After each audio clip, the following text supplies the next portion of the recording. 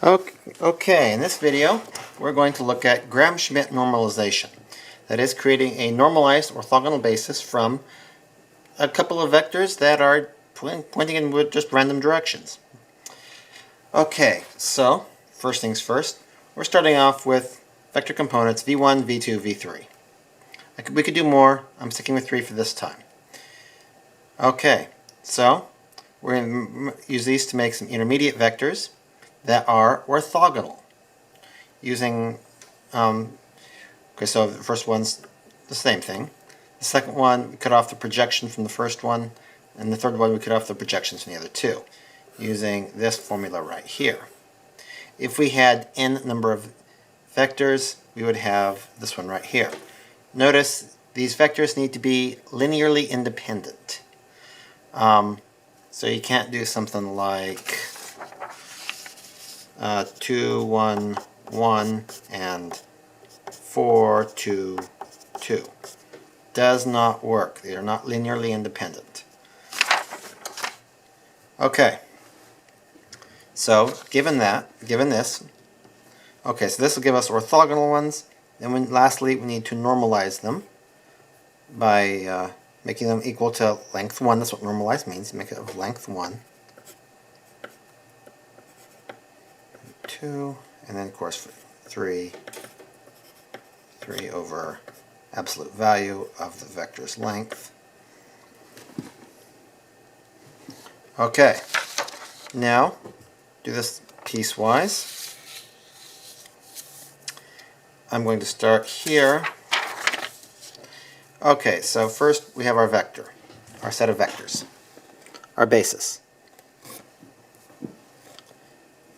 The 4, 0, 0, 2, 8, 0, 18, 65, negative 17. We could have made it more complicated. It wouldn't have taught you any more, though. Okay, so first of all, I work out, first step is,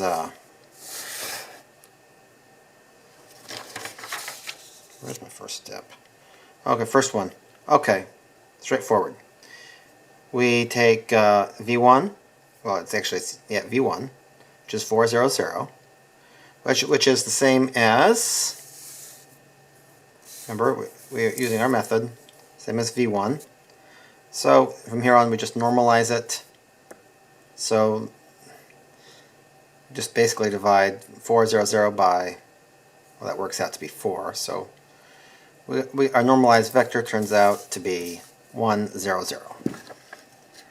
That's about as easy as it gets. Our next two will be a little bit, nope, they work out just nicely too.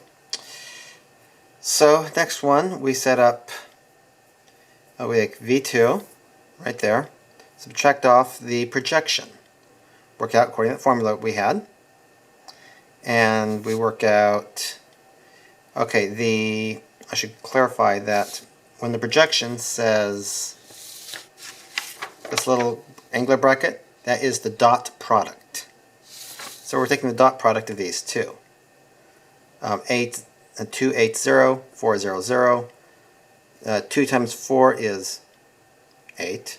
And then 8 times 0 and 0 times 0, both 0. So the top becomes 8. Bottom here, 4 times 4 gives us 16.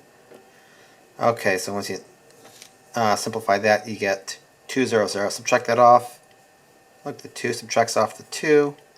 We're left with 0, 8, 0. Now, we come over here, normalize it. We have E2. Now, we repeat this procedure. Now, it gets longer and longer for each vector. That's kind of to be expected. So, U3, start off with our original vector. We perform the dot product, like we were talking about, times the vectors we started with. So we're subtracting off the projections from this one. And we're left with 18, 65, 17, which is the original vector, minus these two projections. So which means we're cutting off the 18, off the 64. We're left with 0, 0, 0, negative 17. Normalize it, we get 0, 0, negative 1. Interestingly, we don't get positive 1. But that's okay, because that means that we have 0, 1, 0, 0, 0, 1, 0, and 0, 0, minus 1 are all of length 1. That's normalized. They're all orthogonal to each other, 90 degrees to each other. So we have an orthonormal basis, just not the one we were anticipating. Now, oftentimes this will turn out to be much more complicated, with having non-zero quantities in all three spots. It doesn't necessarily happen. I chose an easy one, but it certainly can.